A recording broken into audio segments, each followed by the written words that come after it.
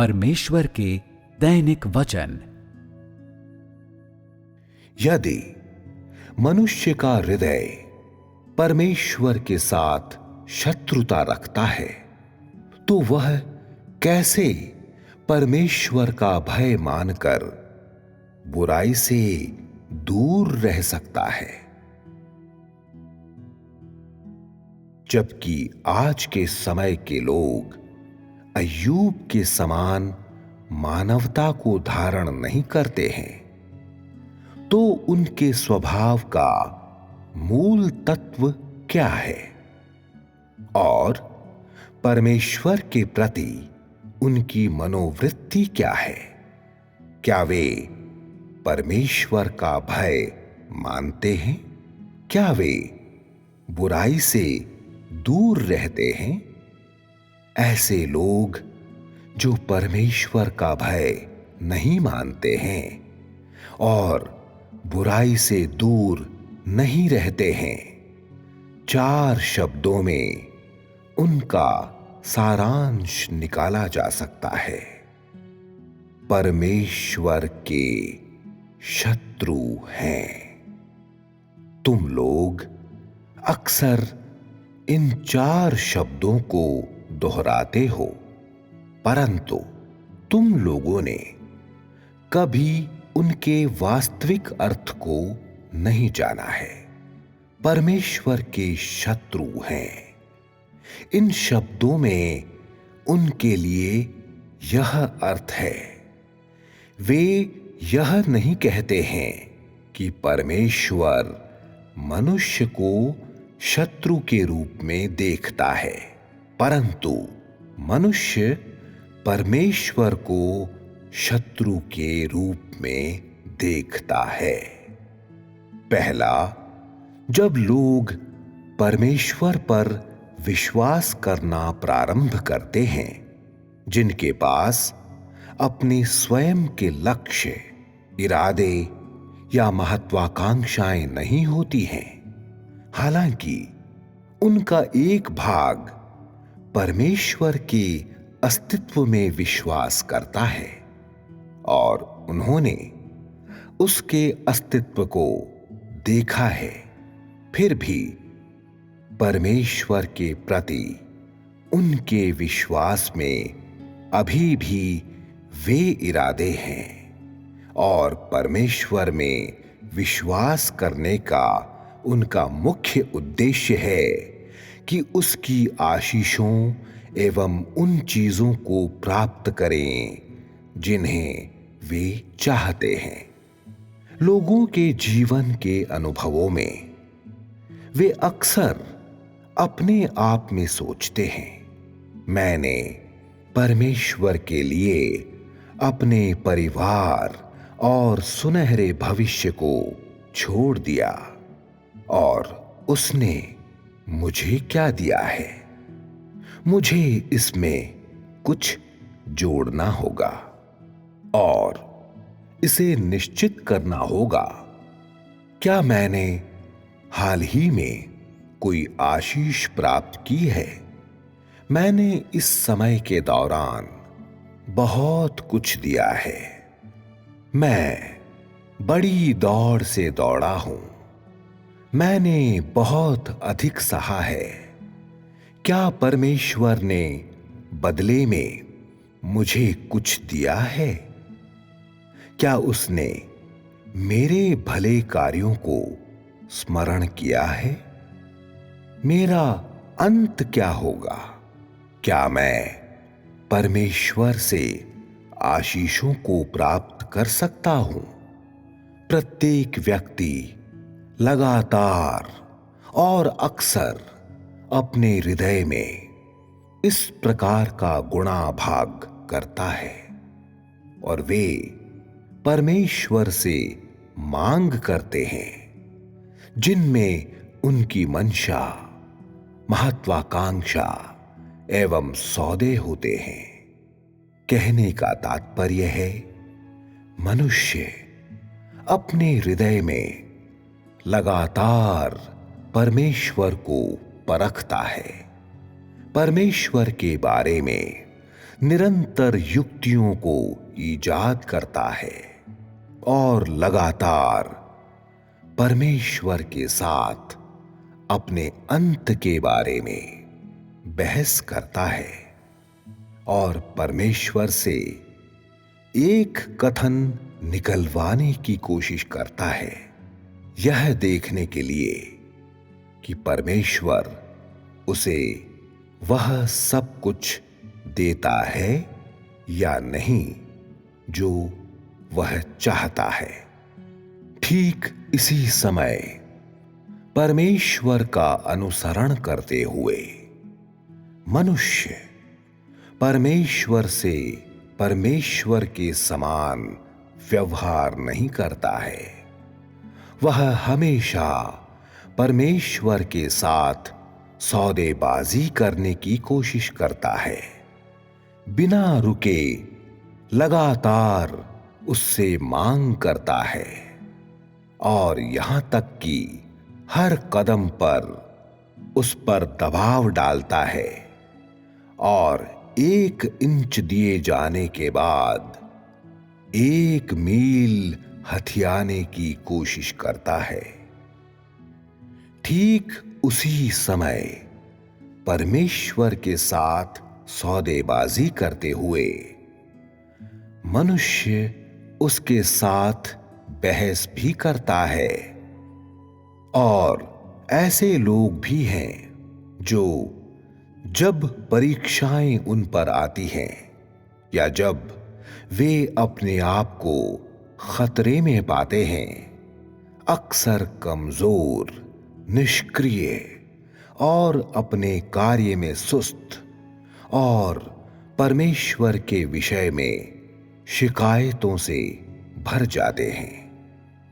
जब उसने पहली बार परमेश्वर पर विश्वास करना प्रारंभ किया था, तब से मनुष्य ने परमेश्वर को एक सौभाग्य का सींग एवं स्विस सेना का एक चाकू माना है और अपने आप को परमेश्वर का सबसे बड़ा लेनदार माना है। मानो परमेश्वर से आशीषें और प्रतिज्ञाओं को प्राप्त करने की कोशिश करना उसका जन्मजात अधिकार एवं कर्तव्य था, जबकि परमेश्वर की जिम्मेदारी थी कि वह मनुष्य की रक्षा एवं देखभाल करे और उसके लिए चीजों की आपूर्ति करे। वे सभी जो परमेश्वर में विश्वास करते हैं, उनके लिए परमेश्वर में विश्वास करने की मूल समझ और परमेश्वर में विश्वास करने की अवधारणा की उनकी गहरी समझ ऐसी ही है। मनुष्य के स्वभाव के मूल तत्व से लेकर उसके आत्मनिष्ठ अनुसरण तक ऐसा कुछ भी नहीं है जो परमेश्वर के भय से कोई संबंध रखता है। परमेश्वर पर विश्वास करने में मनुष्य के उद्देश्य का परमेश्वर की आराधना के साथ संभवतः कोई लेना देना नहीं है। कहने का तात्पर्य है, मनुष्य ने कभी यह विचार नहीं किया और न ही यह समझा है कि परमेश्वर में विश्वास करने में परमेश्वर के भय और परमेश्वर की आराधना की आवश्यकता होती है। ऐसी परिस्थितियों के प्रकाश में मनुष्य का मूल तत्व स्पष्ट है और यह मूल तत्व क्या है? यह ऐसा है कि मनुष्य का हृदय मैला है। यह धोखे एवं धूर्तता को आश्रय देता है और यह निष्पक्षता एवं धार्मिकता से प्रेम नहीं करता है, या न ही उससे प्रेम करता है जो सकारात्मक है, और यह घृणित एवं लालची है। मनुष्य का हृदय कभी भी परमेश्वर के अत्यधिक करीब नहीं आ सकता है। उसने इसे बिल्कुल भी परमेश्वर को नहीं दिया है।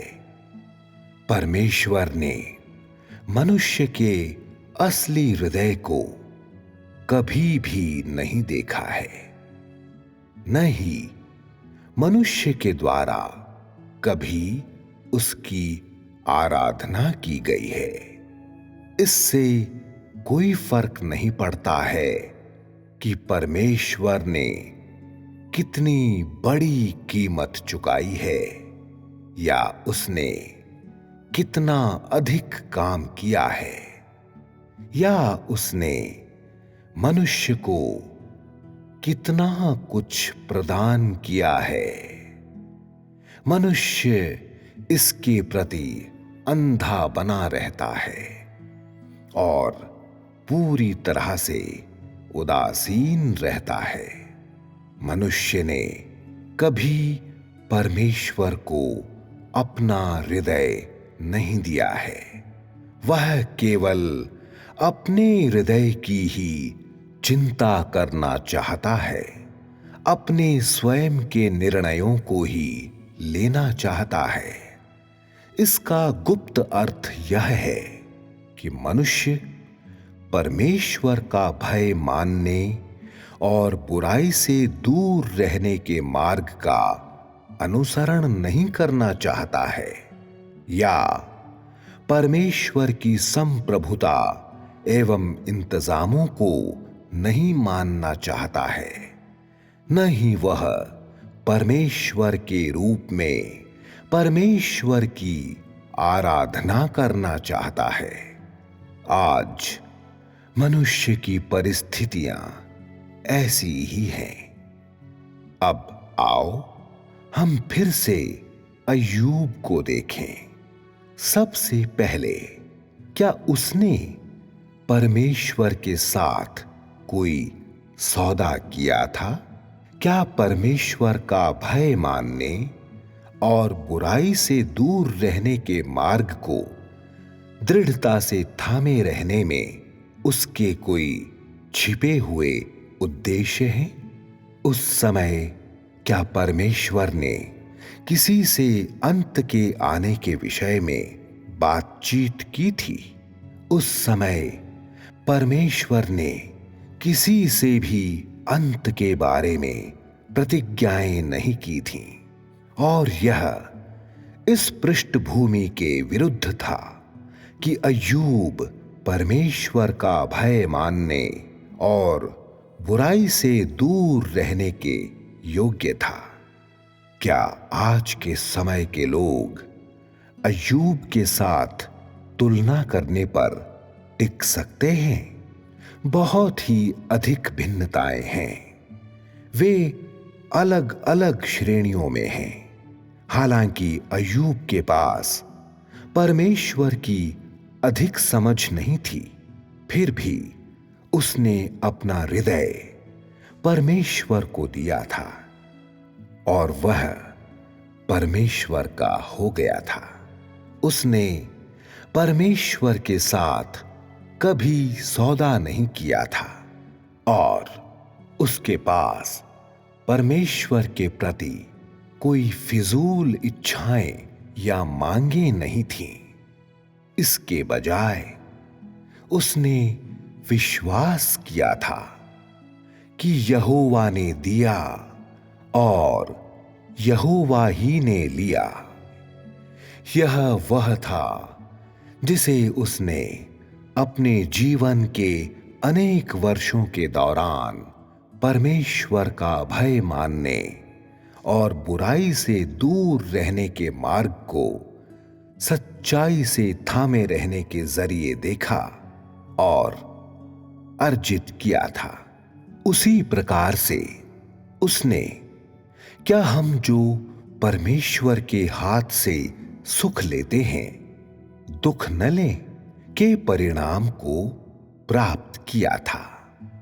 ये दो वाक्य ऐसे थे जिन्हें उसने अपने जीवन के अनुभवों के दौरान परमेश्वर के प्रति अपनी मनोवृत्ति के परिणाम स्वरूप देखा और जाना था, और साथ ही वे उसके अत्यंत सामर्थी हथियार भी थे जिसके साथ उसने शैतान की परीक्षाओं पर विजय प्राप्त किया था और परमेश्वर के प्रति उसके दृढ़ता से खड़े रहने का आधार भी थे।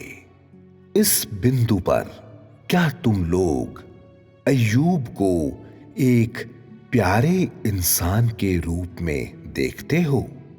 क्या तुम लोग ऐसा इंसान बनने की आशा करते हो? क्या तुम लोग शैतान की परीक्षाओं से होकर गुजरने से डरते हो? क्या तुम लोग परमेश्वर से यह प्रार्थना करने के लिए दृढ़ निश्चय करते हो कि वह तुम लोगों को अय्यूब के समान ही परीक्षाओं के अधीन कर दे? बिना किसी संदेह के अधिकांश लोग ऐसी प्रार्थना करने की हिम्मत नहीं करेंगे। तो यह प्रकट है कि तुम लोगों का विश्वास दयनीय रूप से छोटा है। अय्यूब की तुलना में तुम लोगों का विश्वास साधारण तौर पर उल्लेख करने के लायक भी नहीं है। तुम लोग परमेश्वर के शत्रु हो। तुम लोग परमेश्वर से नहीं डरते हो।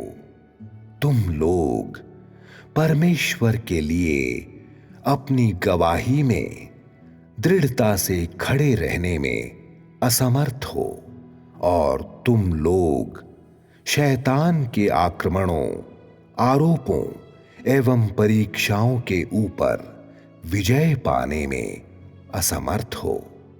वह क्या है जो तुम लोगों को परमेश्वर की आशीषें प्राप्त करने के लिए योग्य बनाता है? अय्यूब की कहानी सुनने के बाद और मनुष्य को बचाने के लिए परमेश्वर के इरादे और मनुष्य के उद्धार के अर्थ को समझने के बाद क्या अब तुम लोगों में अय्यूब के समान परीक्षणों को स्वीकार करने के लिए विश्वास है? क्या तुम लोगों के पास थोड़ा सा दृढ़ निश्चय नहीं होना चाहिए कि तुम लोग स्वयं को परमेश्वर का भय मानने और बुराई से दूर रहने के मार्ग का अनुसरण करने दो?